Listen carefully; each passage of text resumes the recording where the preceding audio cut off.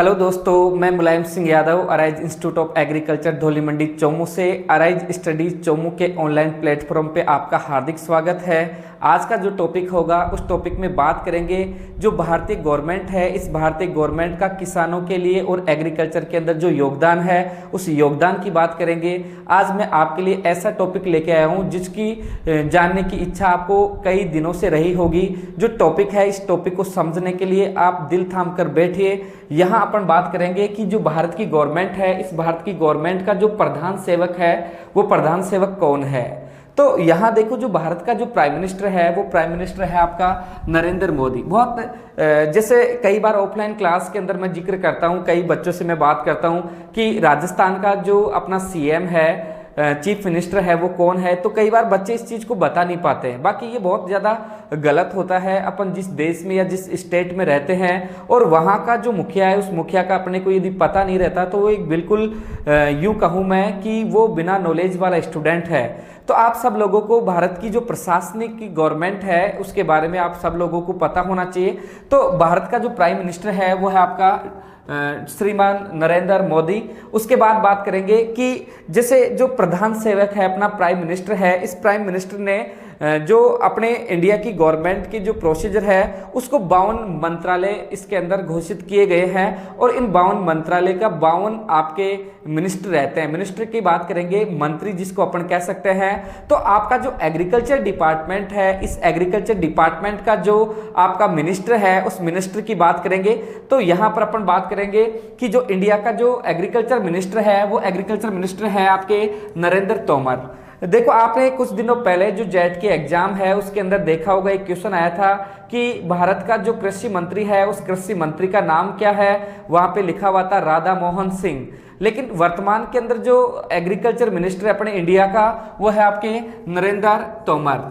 जिस प्रकार से एक जो प्रधानमंत्री है वो अपने जो गवर्नमेंट है, गवर्नमेंट के जो मिनिस्टर होते हैं उनको अलग अलग डिपार्टमेंट उसने बांट रखे हैं। तो अपना जो प्राइम मिनिस्टर, ये अपना जो एग्रीकल्चर मिनिस्टर है, इस एग्रीकल्चर मिनिस्टर की देखरेख में जो इंडिया के जो काम है किसान से रिलेटेड वो किस प्रकार से होते हैं।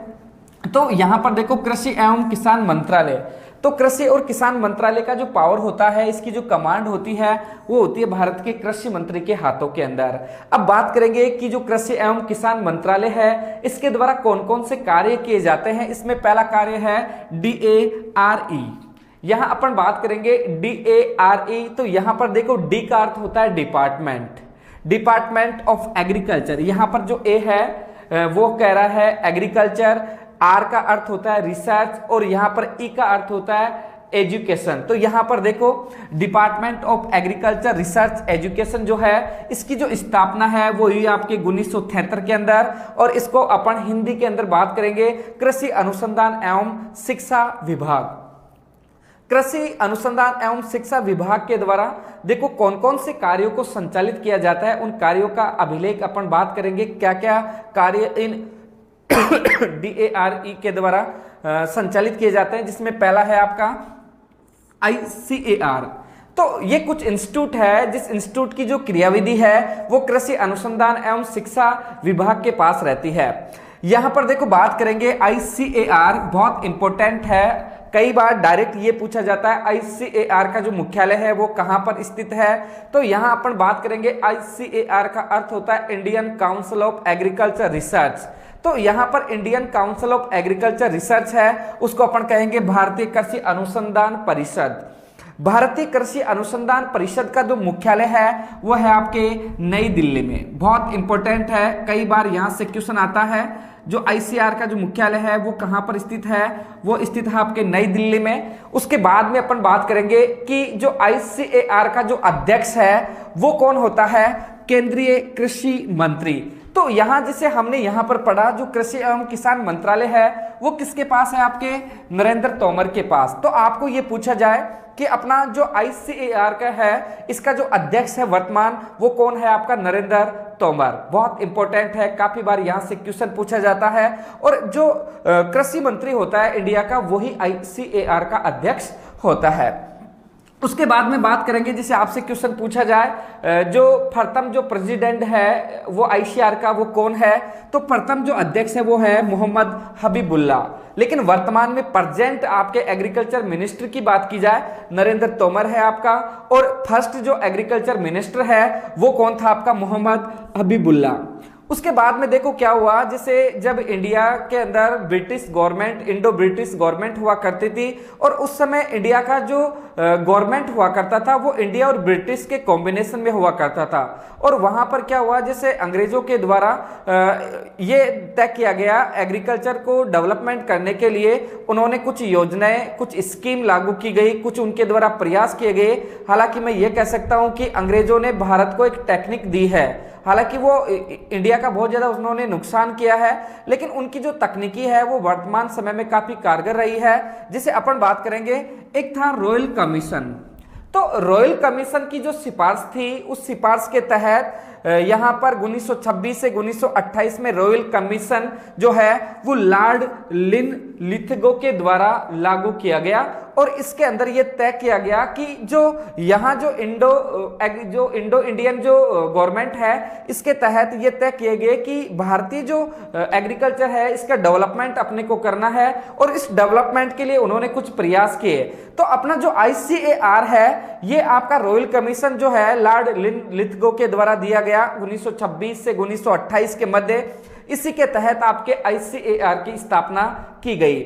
यहां बात करेंगे आईसीएआर की जो स्थापना है 16 जुलाई 1929 के अंदर आईसीएआर की स्थापना की गई। इसीलिए कई बार यहां से क्वेश्चन आता है आईसीएआर दिवस कब मनाया जाता है, तो आईसीएआर जो दिवस है वो मनाया जाता है आपके 16 जुलाई। बहुत इंपॉर्टेंट है, कई बार यहां से क्वेश्चन आता है आईसीएआर दिवस कब मनाया जाता है, 16 जुलाई को आईसीएआर दिवस मनाया जाता है। आईसीएआर की जो स्थापना है 16 जुलाई 1929 को नई दिल्ली के अंदर की गई। उसके बाद में देखो अपन बात करेंगे, एक आता है 1946 से पहले जो आईसीएआर है Indian council of agriculture research था। ये जो इंडिया जो यहां पर वर्तमान में जो आपको आई का अर्थ इंडियन नजर आ रहा है, ये उस समय इंपेरियल काउंसिल ऑफ एग्रीकल्चर हुआ करता था, जिसको 1946 के अंदर इसको बदल दिया गया, इंपेरियल की जगह यहां पर क्या कर दिया गया, आपके इंडियन कर दिया गया। उसके बाद में बात करेंगे 1926 के अंदर डायरेक्टर ऑफ जनरल, आईसीएआर का डायरेक्टर ऑफ जनरल, जो प्रथम डायरेक्टर ऑफ जनरल था, जिसको अपन बात करेंगे सचिव या प्रथम महानिदेशक जो था वो था आपका डॉक्टर बीपी पाल।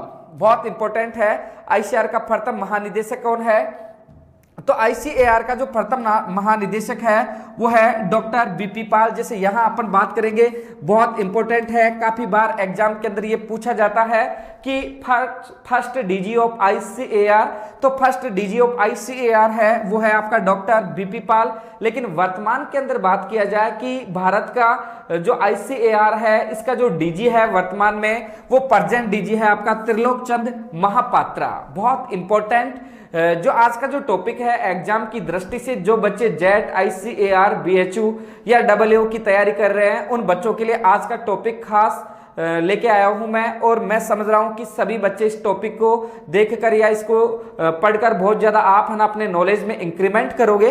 तो यहां पर एक बार वापस देखते हैं कि जो कृषि जो मंत्रालय है अपना, कृषि मंत्रालय के कुछ डिपार्टमेंट बटे हुए हैं।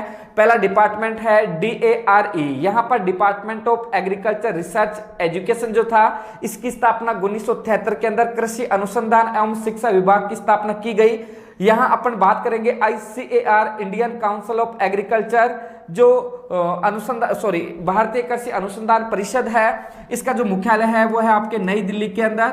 और यहां से बहुत इंपॉर्टेंट क्वेश्चन बनता है, इसका मुख्यालय कहां स्थित है, नई दिल्ली में। इसकी हिस्ट्री की बात करेंगे तो यहां पर देखो आईसीएआर का जो अध्यक्ष होता है, भारत का कृषि मंत्री आईसीएआर का अध्यक्ष होता है, और वर्तमान में भारत का जो कृषि मंत्री है वो है आपका नरेंद्र तोमर। तो यहां पर प्रेजेंट जो आपका प्रेसिडेंट है आईसीएआर का वो है आपके नरेंद्र तोमर। लेकिन आपसे क्वेश्चन पूछा जाए प्रथम जो आपका प्रेसिडेंट था आईसीएआर का वो कौन था, आपका मोहम्मद हबीबुल्ला। फिर उसके बाद मैं बता रहा था 1926 से 1928 में रॉयल जो कमीशन है वो लॉर्ड लिनलिथगो की सहायता से स्टार्ट हुआ, और इसके तहत 16 जुलाई 1929 को आईसीएआर की स्थापना हुई, imperial council of agriculture research की स्थापना की गई। और यहां आपसे क्वेश्चन पूछा जाता है ICAR दिवस जो है वो कब मनाया जाता है, बहुत इंपॉर्टेंट है, काफी बार एग्जाम के अंदर ये पूछा जाता है। उसके बाद में देखो जो 1946 है उसमें इंपेरियल की जगह इंडियन किया गया, और 1965 के अंदर इसका जो डायरेक्टर जनरल है, प्रथम महानिदेशक जो है वो प्रथम महानिदेशक किसको बनाया गया, डॉक्टर बीपी पाल। यहां से वेरी वेरी इंपॉर्टेंट क्वेश्चन बनता है कि ICAR का प्रथम महानिदेशक है वो कौन है, वो है आपका डॉक्टर बीपी पाल। लेकिन वर्तमान में इसके डीजी की बात की जाए तो वर्तमान में इसका जो डीजी है वो है त्रिलोक चंद महापात्रा। उसके बाद में दूसरा जो इंस्टीट्यूट है वो है आपका ASRB।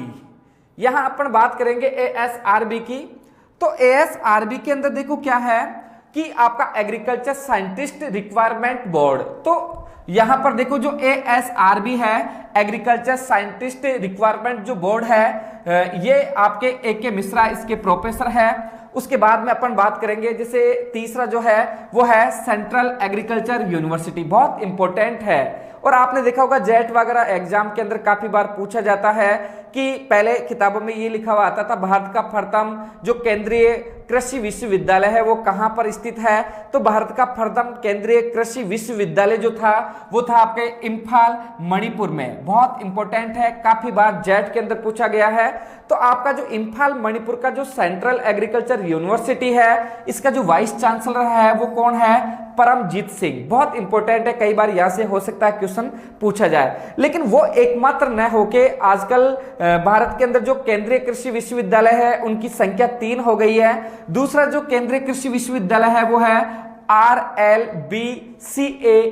यहां पर R का अर्थ होगा रानी लक्ष्मीबाई सेंट्रल एग्रीकल्चर यूनिवर्सिटी। तो रानी लक्ष्मीबाई सेंट्रल एग्रीकल्चर यूनिवर्सिटी है ये आपकी झांसी उत्तर प्रदेश में, और इस जो रानी लक्ष्मीबाई सेंट्रल एग्रीकल्चर यूनिवर्सिटी है इसका जो वाइस चांसलर है वो है आपके अरविंद कुमार। देखो आपका जो है आपसे पूछा जाए इम्फाल मणिपुर जो एग्रीकल्चर यूनिवर्सिटी है इसका जो आपका डीजी है वो ये वाइस चांसलर है वो कौन है, परमजीत सिंह। उसके बाद आपसे रानी लक्ष्मीबाई एग्रीकल्चर यूनिवर्सिटी के बारे में बात की जाए तो इसका जो आपका वाइस चांसलर है वो है अरविंद कुमार।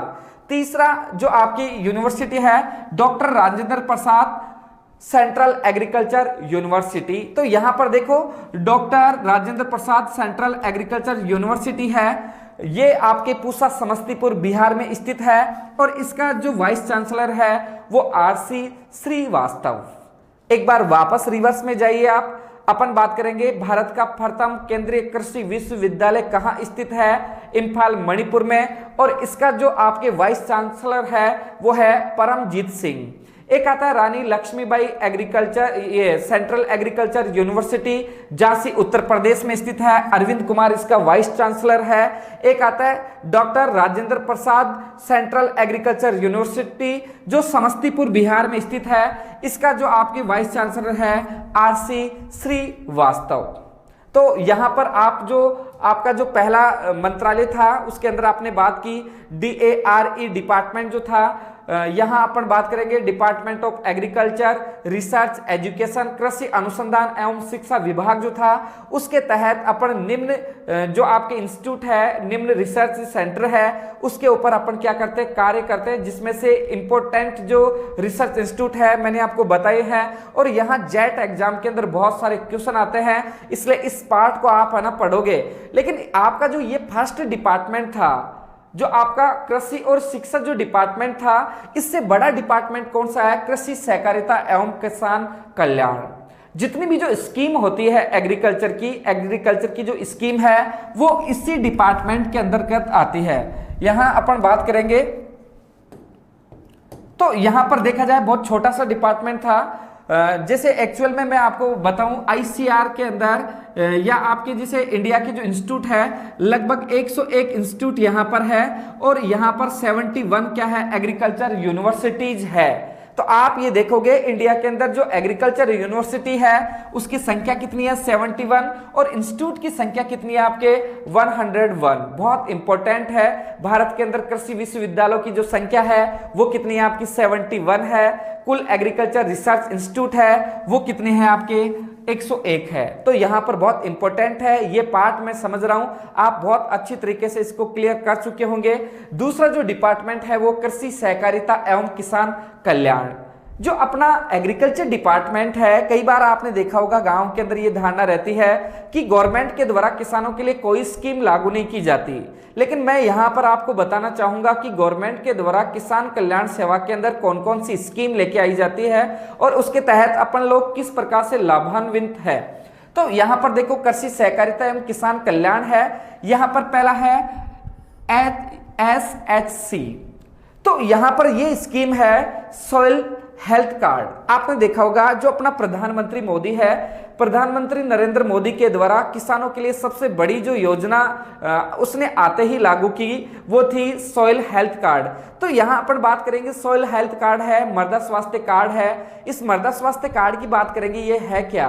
तो आपने देखा होगा जमीनी स्तर पे कृषि पर्यवेक्षक जो है उनको ये निर्देश दिए गए हैं कि प्रत्येक किसान की जो आपकी खसरा नंबर के हिसाब से जो खेत है उस खेत का आप सोइल सैंपल लोगे और सोइल सैंपल लेके उस किसान के खेत का क्या तैयार करोगे आप? Soil health card. और ये काफी स्तर पर, जमीनी स्तर पर बहुत सारा काम हुआ है और किसानों को आज ये पता लगने लगा है कि मेरे खेत में किस प्रकार की फसल बोएंगे तो फसल प्रोडक्शन ज्यादा होगा और यहाँ पर कौन कौन सी फर्टिलाइजर का यूज करेंगे, कौन कौन से आपकी खाद का यूज करेंगे, मृदा में कौन से एलिमेंट्स की कमी है, ये सारी चीज यहाँ पर सॉइल हेल्थ कार्ड के अंदर अपन जान सकते हैं।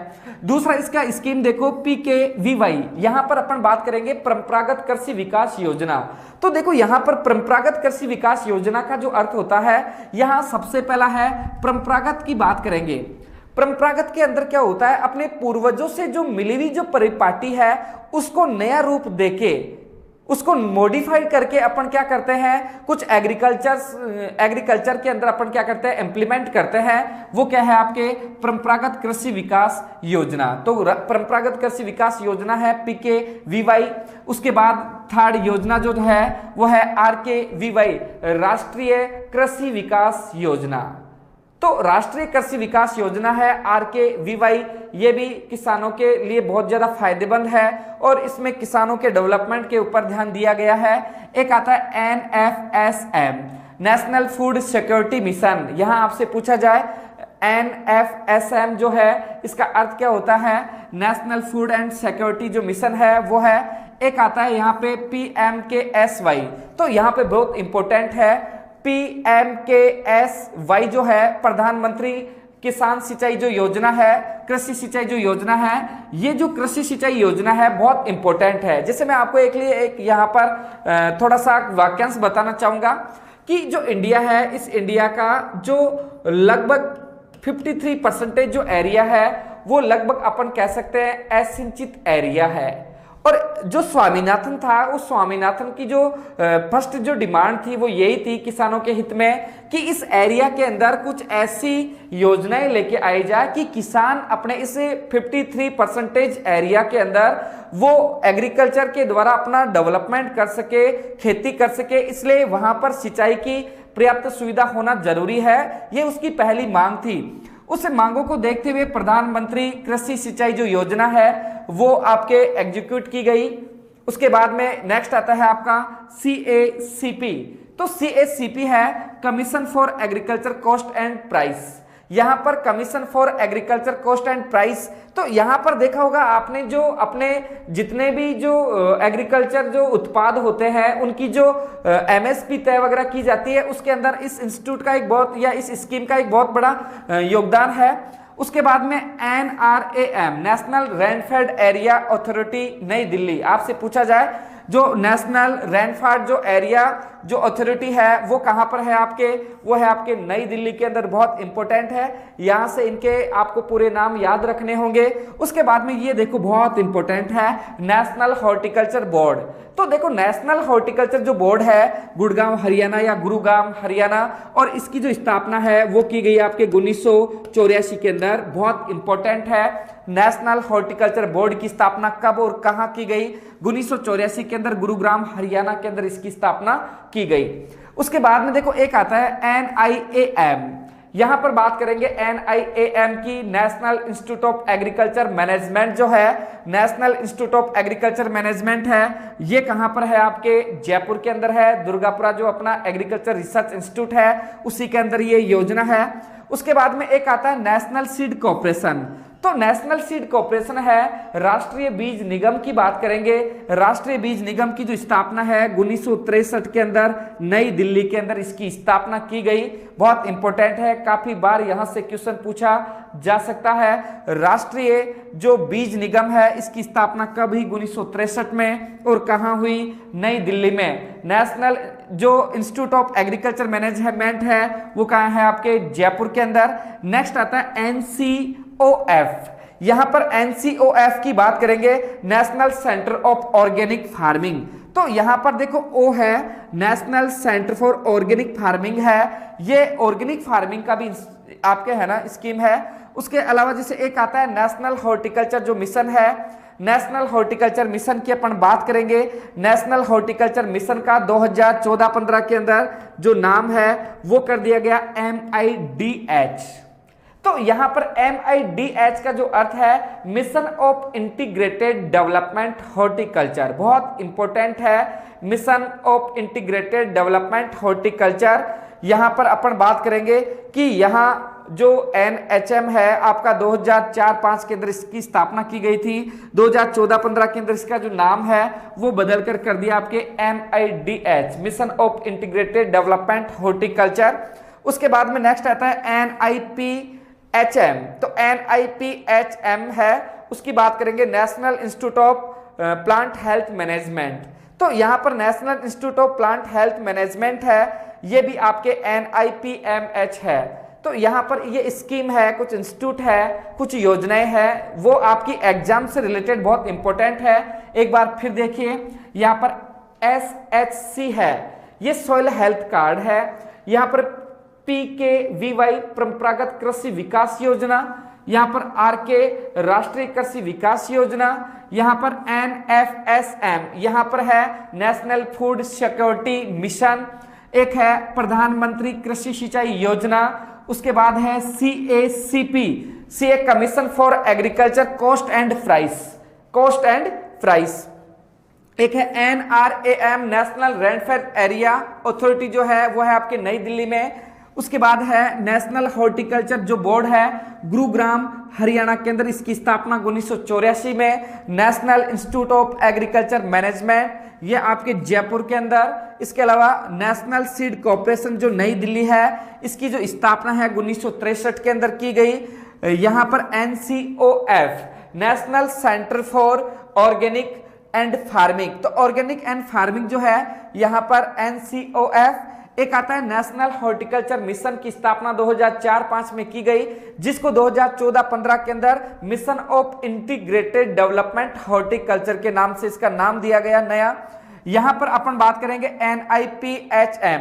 तो यहां पर नेशनल आई का मतलब इंस्टीट्यूट होगा ऑफ प्लांट हेल्थ मैनेजमेंट, बहुत इंपॉर्टेंट योजनाएं जो थी। और तीसरा देखो यहां पर जैसे अपना है नेक्स्ट पशुपालन एवं मत्स्य डिपार्टमेंट। तो पशुपालन एवं मत्स्य डिपार्टमेंट, यहां पर पहला जो डिपार्टमेंट था DARE, दूसरा जो था कृषि सहकारिता एवं किसान कल्याण, और डिपार्टमेंट जो 3 है वो है आपका पशुपालन डेयरी एवं मत्स्य जो डिपार्टमेंट है। यहां इसकी बात करेंगे जो मत्स्य डिपार्टमेंट और एनिमल जो आपका मिनिस्टर है वो है आपका गिरिराज सिंह, बहुत इंपॉर्टेंट है। कृषि मंत्री जो है नरेंद्र तोमर, प्रधानमंत्री है वो है आपका नरेंद्र मोदी, और आपका जो पशुपालन डेयरी मत्स्य जो डिपार्टमेंट का चीफ ये मिनिस्टर जो है वो है आपका गिरिराज सिंह। उसके बाद अपन बात करेंगे नेक्स्ट, देखो एक आता है CACP जो है आपके लिए बहुत इंपॉर्टेंट है, इसको आसानी से आप समझ सकते हो। यहां CACP का अर्थ होता है commission of agriculture cost and price. यहां पर बात करेंगे CACP जो है इसका जो अर्थ है कृषि लागत एवं मूल्य आयोग। Commission of agriculture and cost and price जो है यहां बात करेंगे कृषि लागत एवं कृषि मूल्य आयोग है, इसकी स्थापना 1965 के अंदर की गई। यहां देखो इसका जो चेयरमैन है वो है विजय पाल सिंह, बहुत इंपॉर्टेंट है। CACP जो है जो commission of agriculture cost and जो प्राइस है, इसका जो चेयरमैन है विजय पाल सिंह। इसका जो मुख्य उद्देश्य होता है उचित मूल्य। आपने देखा होगा जैसे कई बार जो किसान है, अक्सर किसान संघ डिमांड करता है कि किसान की जो प्रोडक्ट है, खेतों के जो उत्पाद है, उन उत्पादों का एक मूल्य निर्धारित किया जाए और उस मूल्य से नीचे या कम दामों के ऊपर मार्केट के अंदर उस प्रोडक्ट को ना खरीदा जाए। लेकिन ऐसा होता नहीं है। बिचौलिया लोग बाग है, किसान की जो फसल है उसको सस्ते दामों पर खरीद कर उसको उचित रेट के अंदर बेचकर अपना मुनाफा कमाते हैं, लेकिन किसानों के लिए ये ज्यादा फायदेमंद नहीं रह सकता। लेकिन यहाँ पर देखो गवर्नमेंट का जो प्रयास है वो किसानों के हित में देखते हुए अपन यहाँ पर बात करेंगे CSCP जो है, कमीशन ऑफ एग्रीकल्चर, जो आपका कॉस्ट एंड प्राइस है, कृषि लागत एवं मूल्य आयोग है, 1965 के अंदर इसकी स्थापना की गई। इसका जो चेयरमैन है विजयपाल सिंह और इसका जो उद्देश्य है वो क्या है, वो है उचित मूल्य। किसानों को उसकी जो फसल के उत्पाद है उसका उचित मूल्य दिया जाए और उस उचित मूल्य की जो प्रोसीजर है, यहां पर देखो अपन बात करेंगे। एक आता है सिफारिश। सिफारिश का अर्थ होता है जो स्वामीनाथन है, स्वामीनाथन ने भी अपने जो उद्देश्य हैं उन उद्देश्यों के अंदर MSP के ऊपर बहुत ज्यादा जिक्र किया है। यहां पर MSP की बात करेंगे, मिनिमम सपोर्ट प्राइस। तो मिनिमम सपोर्ट प्राइस है न्यूनतम समर्थन मूल्य, जिसको अपन कह सकते हैं MSP। आप कई बार देखा होगा कि गवर्नमेंट ने निम्न फसलों की MSP रेट निर्धारित की गई, तो वो है आपके मिनिमम सपोर्ट प्राइस है आपकी। इसकी जो घोषणा है वो साल में 2 बार की जाती है और वो की जाती है प्री सोविंग बुआई से पहले। जैसे आपने देखा होगा कि अभी वर्तमान में जो आपकी खरीफ की फसलें हैं, खरीफ की फसलों की बुआई से पहले उसकी MSP रेट तय की गई है। जो लास्ट के अंदर अपन बात करेंगे कौन सी फसल का MSP रेट कितना है, रबी का कितना है, रबी की फसलों का कितना है, खरीफ की फसलों का कितना है, बहुत इंपॉर्टेंट पार्ट है आज का। यहां पर प्री सोविंग बुआई से पहले MSP रेट तय की जाती है। यहां पर बात करेंगे अपन इंडिया के अंदर कुछ 23 फसलों का MSP तय किया गया है। इन 23 में से 7 क्या है आपके अनाज वाली फसलें हैं। भारत के अंदर मोस्टली 23 फसलों का MSP तय किया गया है। इसमें 7 आपकी अनाज वाली है, 7 आपकी ऑयल सीड है, तिलहन फसल है, 5 आपके क्या है आपकी पल्स है और 4 आपकी व्यावसायिक, जिसको आप केस क्रॉप बोलते हो। तो यहाँ पर केस क्रॉप के अंदर कपास है, गन्ना है, जूट है, एक आता है खोपरा है। तो यहाँ पर देखो व्यावसायिक जो क्रॉप है, केस क्रॉप का जो एग्जाम्पल है कपास, गन्ना, जूट और खोपरा, ये आपकी केस क्रॉप है जिसके MSP निर्धारित किए गए हैं और इनको 23 फसलों के अंदर काउंट किया गया है। आपसे क्वेश्चन यहाँ पर क्वेश्चन पूछा जाए इंडिया के अंदर कितनी फसलों के ऊपर MSP दर तय की गई है, वो है आपके 23। अनाज वाली फसलें कितनी है 7, ऑयल सीड कितना है 7, पल्स कितना है 7 और केस क्रॉप कितनी है 4। इस प्रकार से 23 फसलों का MSP रेट तय किया गया है। उसके बाद में देखो MSP की जो प्रोसीजर है उस प्रोसीजर को समझने के लिए यहां आप ध्यान दीजिए। एक है नेशनल कमीशन ऑफ फार्मर्स। तो नेशनल कमीशन ऑफ फार्मर्स है, इसकी शुरुआत है 2004 से 2006 में की गई राष्ट्रीय किसान आयोग। तो राष्ट्रीय किसान आयोग की जो स्थापना है वो 2004 से 2006 में की गई और इस राष्ट्रीय किसान आयोग का जो प्रथम जो अध्यक्षता जो की वो की गई आपके डॉक्टर MS स्वामीनाथन ने। यहां पर देखा होगा आपने डॉक्टर MS स्वामीनाथन का नाम काफी सुना हुआ सा लगता है, काफी जाना पहचाना सा लग रहा है। तो जी हाँ, मैं आपको बताना चाहूंगा कि एक आता है ग्रीन रेवोल्यूशन। ग्रीन रेवोल्यूशन की बात करेंगे हरित क्रांति। हरित क्रांति का जो जनक था डॉक्टर NE बोरलॉग। लेकिन इंडिया के स्तर के ऊपर बात की जाए कि भारतीय हरित क्रांति का जो जनक है वो कौन है, डॉक्टर MS स्वामीनाथन। बहुत बड़ा भारतीय एग्रीकल्चर के अंदर इस साइंटिस्ट का जो योगदान रहा है उसकी आप कल्पना तक नहीं कर सकते कि भारतीय कृषि को उठाने में मैं जहां तक मानता हूं सबसे बड़ा प्रयास रहा है डॉक्टर MS स्वामीनाथन। एक बार जेट के अंदर एक क्वेश्चन पूछा गया, भारत के अंदर बोनी किस्मों को लाने का श्रेय किसे दिया जाता है, तो बोनी किस्मों का लाने का जो श्रेय है डॉक्टर MS स्वामीनाथन को दिया जाता है।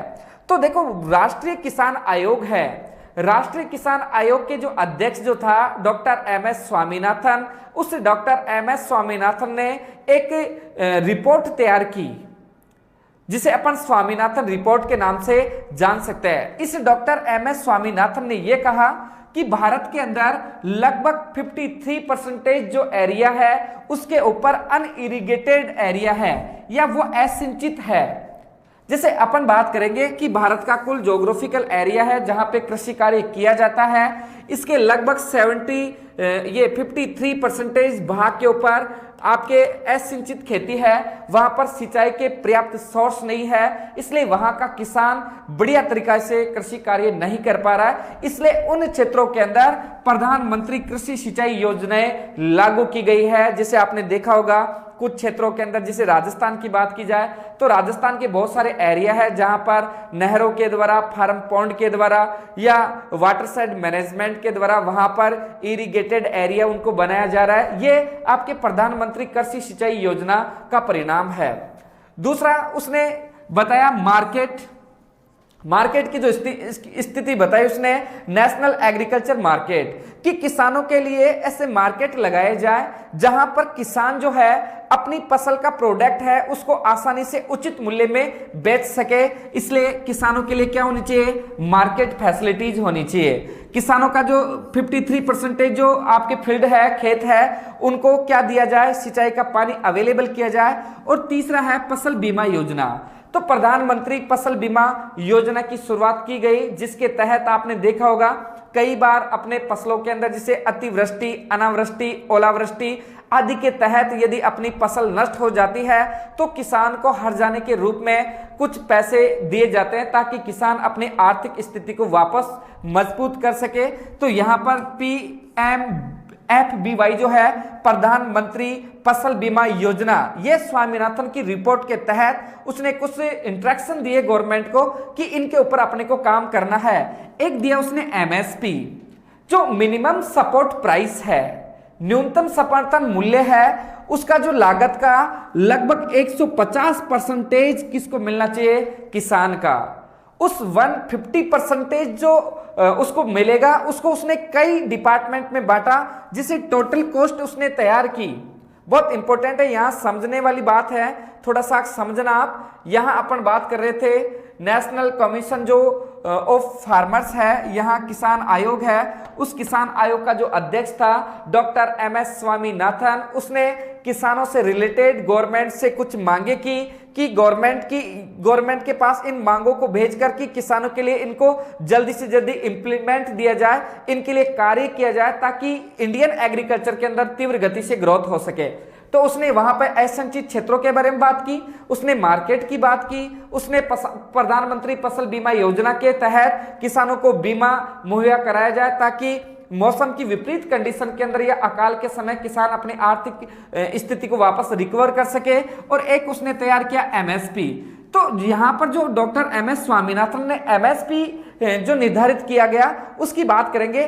तो यहां देखो टोटल कॉस्ट की अपन बात करेंगे कि यहां जैसे बात करेंगे कि जो एग्रीकल्चर का जो अपना प्लानिंग है, जो खेती की प्लानिंग है, इस खेती की प्लानिंग के अंदर जैसे अपन कितने रुपए खर्च करने के बाद अपने को वहां से कितना इनपुट आउटपुट मिलना चाहिए, तो उसका इनपुट और आउटपुट की बात की। यहां पर देखो, यहां पर एक है A2 की बात करेंगे, जिसमें सम्मिलित है आपका बीज, खाद, उर्वरक, कीटनाशक और ईंधन। तो यहां पर बीज, खाद, उर्वरक, कीटनाशक और जो ईंधन है, यहां अपन बात करेंगे कि जैसे किसान है, उस किसान ने, कहने का मतलब बीज, खाद, उर्वरक, कीटनाशक और ईंधन, इसके लिए उसने 10,000 रुपए खर्च कर दिए। समझना, A2 के अंदर क्या सम्मिलित है, बीज, खाद, उर्वरक, कीटनाशक और ईंधन इसके अंदर सम्मिलित आते हैं। यह है आपका A2। दूसरा है A2 प्लस F2। तो यहां A2 प्लस F2 की बात करेंगे, इसमें A2 का अर्थ क्या हो गया, जिसमें बीज, खाद, उर्वरक प्लस कीटनाशक, ये क्या होते हैं आपके A2 प्लस F2 के अंदर आते हैं। ये सॉरी, यहां पर ये F2 है, ये सॉरी A2 प्लस F2। यहां पर देखो आपने, जैसे एक आता है पारिवारिक और एक आता है पारिश्रमिक। तो यहां पर बात करेंगे जैसे कि उस किसान के घर के जो मेंबर थे, उन मेंबर ने इस खेत के अंदर कार्य किया, तो कार्य करने के बाद उनको उनका मेहनताना भी मिले।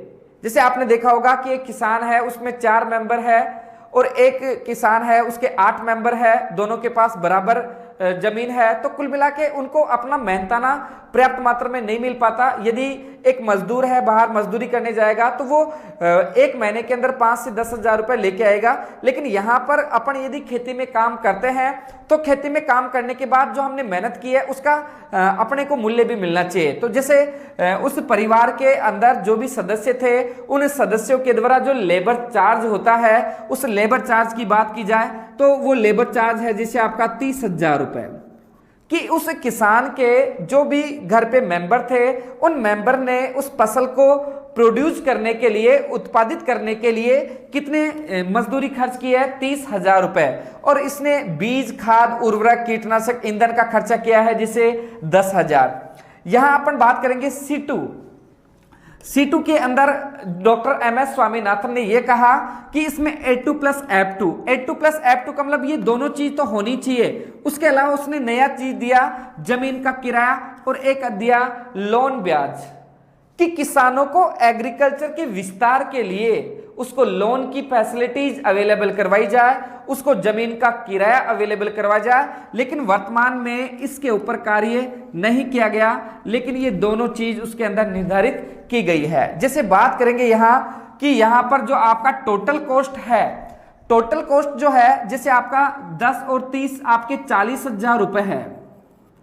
तो यहां पर जो MSP का निर्धारण किया गया जिसे 20,000 ये हो गए, तो आपके कुल मिला के जिसे उस खेत के अंदर फसल प्रोडक्ट करने के लिए, प्रोड्यूस करने के लिए आपने 60,000 रुपए इन्वेस्ट कर दिए, ये आपके इन्वेस्टमेंट के अंदर आते हैं। अब यहां आपने जो 60,000 रुपए इन्वेस्ट किए हैं उसका 150% की बात करेंगे, इसका 150% कितना होगा आपके 90,000 रुपए कम से कम उसकी फसल का MSP रेट के हिसाब से कुल प्रोडक्ट का मूल्य होना चाहिए। तो आप है ना इसको बिल्कुल थोड़ा दिमाग में आराम से बैठाइए, ताकि MSP की जो गणित है वो ये है कि किसान ने यदि खेत में 100 रुपए खर्च किया है तो उसकी फसल का जो उसको मूल्य है वो कितना मिलना चाहिए, 150 रुपए अपने को मिलना चाहिए।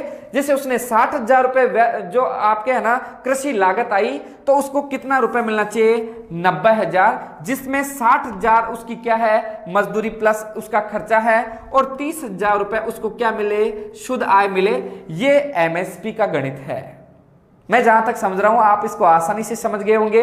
देखो यहां पर नेशनल कॉम्बिनेशन जो आपका कमीशन ऑफ फार्मर्स है 2004-06 के अंदर इसकी स्थापना की गई। राष्ट्रीय किसान आयोग का जो प्रथम अध्यक्षता या अध्यक्षता की वो किसने की, डॉक्टर MS स्वामीनाथन ने। इंडियन ग्रीन रेवोल्यूशन जो है उसका जो पितामह है वो कौन है, डॉक्टर MS स्वामीनाथन ने। डॉक्टर MS स्वामीनाथन ने अपनी रिपोर्ट के अंदर गवर्नमेंट के पास उसने कहा 53% एरिया के ऊपर असिंचित कृषि की जाती है, इसलिए वहां पर सिंचाई की पर्याप्त व्यवस्था की जाए। प्रधानमंत्री कृषि सिंचाई योजना के तहत उस एरिया के ऊपर सिंचाई की जा रही है, इसकी अभी रनिंग में काम चल रहा है बहुत स्पीड से। एक आता है मार्केट, किसान अपना जो प्रोडक्ट है उस प्रोडक्ट को कहने का मतलब मार्केट के अंदर आसानी से बेच सके, इसलिए वहां पर मार्केट, नेशनल एग्रीकल्चर मार्केट की स्थापना की जाए। एक आता है किसान को कई बार मौसम की विपरीत कंडीशन, जैसे आपने देखा होगा ओलावृष्टि है, अतिवृष्टि है, अकाल है, सूखा है, ऐसी सिचुएशन के अंदर उसको बीमा दिया जाए, उसको पॉलिसी दी जाए, ताकि किसान अपने आप को वापस रिकवर कर सके और वापस नए सिरे से कृषि कार्य कर सके। एक आता है MSP की रिपोर्ट, उसने निर्धारित करने को कहा। तो MSP की रिपोर्ट जो है, टोटल कॉस्ट जो है, उस टोटल कॉस्ट का 150% उसको क्या है, वापस मिलना चाहिए। उसको रिकवरी जो है 100 रुपए यदि A2 और A2 प्लस F1 के अंदर और C2 के अंदर उसने यदि 100 रुपए खर्च किए हैं, तो उस 100 रुपए के एवज में उसको 150 रुपीज उसको वापस मिलना चाहिए। ये MSP है। अपन बात करेंगे कौन सी फसलों का जो MSP रेट है वो कितना है, आगे की स्लाइड में बात करेंगे उसके बारे में। देखो एक होता है जो एग्रीकल्चर जो प्रोडक्ट होते हैं उनकी खरीदारी कहाँ होती है। MSP के तहत आपने देखा होगा कि अपना जो एग्रीकल्चर प्रोडक्ट है उसको कहाँ बेच सकते हैं। एक आता है आपका FCI, बहुत इंपॉर्टेंट है। FCI जो है फूड कॉर्पोरेशन ऑफ इंडिया, जो फूड कॉर्पोरेशन ऑफ इंडिया है ये आपके अपने एग्रीकल्चर प्रोडक्ट्स को खरीदती है। एक आता है CCI, cotton corporation of India, तो कॉटन कॉर्पोरेशन ऑफ इंडिया के द्वारा भी खाद्य उत्पादों को खरीदा जाता है। एक आता है नाफेड, एक आता है राजफेड। तो अपने नेशनल लेवल पे क्या होता है नाफेड, और राजस्थान लेवल पे क्या होता है राजफेड। बहुत इंपॉर्टेंट है, राजस्थान लेवल पे जो कृषि उत्पाद है उनको खरीदने वाली जो संस्था है उस संस्था का नाम क्या है राजफेड। यहां नाफेड की बात करेंगे, नेशनल एग्रीकल्चर कॉर्पोरेशन, ये कॉर्पोरेटिव मार्केटिंग जो फेडरेशन है। तो यहां पर देखो national agriculture corporative marketing federation है। उसके बाद में राजफेड की बात करेंगे, Rajasthan state cooperative marketing federation. तो ये संस्थाएं जो है वो कृषि प्रोडक्ट्स को क्या करती है खरीदती है और किसानों को उसका उचित मूल्य मिलता है। लेकिन जहां तक मैंने नोटिस किया है जो किसान है वो किसान वास्तव में इन बातों से अपरिचित होते हैं और किसानों को उनकी जो फसल उत्पाद है उसका वास्तविक मूल्य नहीं मिल पाता है। इसलिए भारत के अंदर कृषि से रिलेटेड या कृषि से जो भी किसान जुड़े हुए हैं उनकी आर्थिक स्थिति क्या है बिल्कुल दयनीय है। इसलिए भारत के अंदर कृषि शिक्षा की बहुत ज्यादा रिक्वायरमेंट है। यहां नेक्स्ट बात करेंगे जैसे प्रमुख फसलों के एमएसपी जो है, तो प्रमुख फसलों के जो एमएसपी है, एमएसपी की बात करेंगे, मिनिमम सपोर्ट जो प्राइस है उसकी बात करेंगे। तो उस इन फसलों के जो एमएसपी है उस एमएसपी को पढ़ने से पहले मैं आपको बताना चाहूंगा कि भारतीय जो किसान है उन किसानों को एग्रीकल्चर जो स्टडीज है, एग्रीकल्चर जो नॉलेज है उसकी बहुत ज्यादा रिक्वायरमेंट है। इसलिए मैं आपको कहना चाहूंगा कि प्रत्येक कृषि विद्यार्थी है वो कृषि विद्यार्थी एग्रीकल्चर फील्ड में आपका करियर बहुत ज्यादा सुरक्षित है। और इस सब्जेक्ट के अंदर यदि आप लोगों ने बहुत अच्छी तरीके से मेहनत की है तो राजस्थान की या भारतीय गवर्नमेंट की जो परिस्थितियां हैं किसानों से संबंधित उन परिस्थितियों में आपकी बहुत अच्छी सहभागिता रह सकती है और आप देश के एक सच्चे सिपाही हो सकते हो। इसलिए कभी भी एग्रीकल्चर सब्जेक्ट है इसको आप है ना इससे परहेज ना करके इससे प्रेम कीजिएगा, क्योंकि भारत का 70% population in dependent in agriculture. Bharat का 70% जो किसान है या कृषि व्यवसाय है या जो भी व्यवसाय है या पॉपुलेशन है वो कृषि और कृषि से जुड़े हुए व्यवसाय के ऊपर जुड़ी हुई है। जैसे आपने देखा होगा कि सर कृषि व्यवसाय क्या है, तो आपने देखा होगा जैसे शुगर मिल्स है, आपके कॉटन मिल्स है, कपड़ा उद्योग है, आपके जैसे गुड़ उद्योग है, उसके अलावा जैसे मशीनरी है, आपके जो आपने देखा होगा ऑर्गेनिक फार्मिंग है, फर्टिलाइजर डिपार्टमेंट है, सीड है, ये सभी एग्रीकल्चर और एग्रीकल्चर से जुड़े हुए व्यवसाय है। प्लस आपने देखा होगा जो कच्चा माल अपने को प्राप्त होता है वो कृषि उत्पादों से प्राप्त होता है, पोल्ट्री फार्मिंग है, ये सब चीजें क्या होती है आपके एग्रीकल्चर के अंदर सम्मिलित है। तो भारत के अंदर जो एमएसपी है रबी की फसलों के अंदर मैंने बताया एमएसपी साल के अंदर 2 बार तय किया जाता है। एक आता है प्री सोविंग के अंदर बुआई से पहले जिसे किसान गेहूं बोएगा। वर्तमान में जो गेहूं है इस साल 2020-21 के लिए जो एमएसपी रेट तय की गई वो है 1925 रुपए पर क्विंटल, जो का 1525। लेकिन यहां जिसे मैं बात करूं आपको जो कि वर्तमान के अंदर जो रेट है वो है 1350 रुपए, क्योंकि एमएसपी के तहत अपने को उचित मूल्य नहीं मिल पाया। और इसके अंदर क्या होता है किसानों ने रुचि नहीं ली या गवर्नमेंट की जो स्कीम है वो एक सही प्रकार से किसानों के लिए एग्जीक्यूट नहीं हो पा रही है, इसलिए किसान उसका सीधा फायदा नहीं उठा पा रहा। तो यहां पर 1525 रुपए उसकी जो एमएसपी रेट थी और किसानों ने मजबूरी में इस वर्तमान समय में जो कि फसल को 1350 या 1300 रुपए के अंदर बेचा, तो आप समझ सकते हो पर किसान को कितना तगड़ा नुकसान हुआ है। उसके बाद में आपका जो ग्राम है, चना का जो एमएसपी है 1875 रुपए पर 100 ग्राम, ये 100 केजी। सरसों है, रेपसीड आता है आपका मस्टर्ड 4475 रुपए। मसूर की बात करेंगे 4800 रुपए। कुसुम जो है वो है आपका 5215 रुपए। एक बार वापस देखिए, आपसे पूछा जाए गेहूं का एमएसपी कितना है 1925 रुपए, जौ का एमएसपी कितना है 1525 रुपए, चना 4875 रुपए, सरसों 4475 रुपए, मसूर आपके 4800 रुपए और कुसुम की जो एमएसपी है वो कितनी है 5215 रुपए। यहां पर देखो आपने जैसे खरीफ की जो फसलें हैं, खरीफ की फसलों की बात की जाए तो अपना जो धान है, पेडी है, इस पेडी का जो नॉर्मली जो एमएसपी तय किया गया 1868 रुपए। उसके बाद में पार्ले मिलेट है आपका, बाजरा है 2150 रुपए। मक्का की बात करेंगे 1850 रुपए, उड़द आता है 6000 रुपए, मूंगफली की बात करेंगे 5275 रुपए और सोयाबीन की बात करेंगे 3880 रुपए इसका एमएसपी तय किया गया है। तो आज का जो टॉपिक था, मैंने मेरी पूरी ताकत के साथ आप लोगों को कुछ एग्रीकल्चर स्कीम है, गवर्नमेंट का जो एग्रीकल्चर में योगदान है, उसकी पॉलिसीज है, उनके बारे में मैंने आपको जानकारी देने का प्रयास किया है। और आप पीडीएफ के माध्यम से गूगल प्ले स्टोर के ऊपर जाकर आप अराइज स्टडी चोमू ऐप को डाउनलोड करिए और राजस्थान के प्रत्येक कृषि विद्यार्थियों को नई नई फैसिलिटीज और नया नया नॉलेज आपको देखने को और सीखने को मिलेगा। धन्यवाद।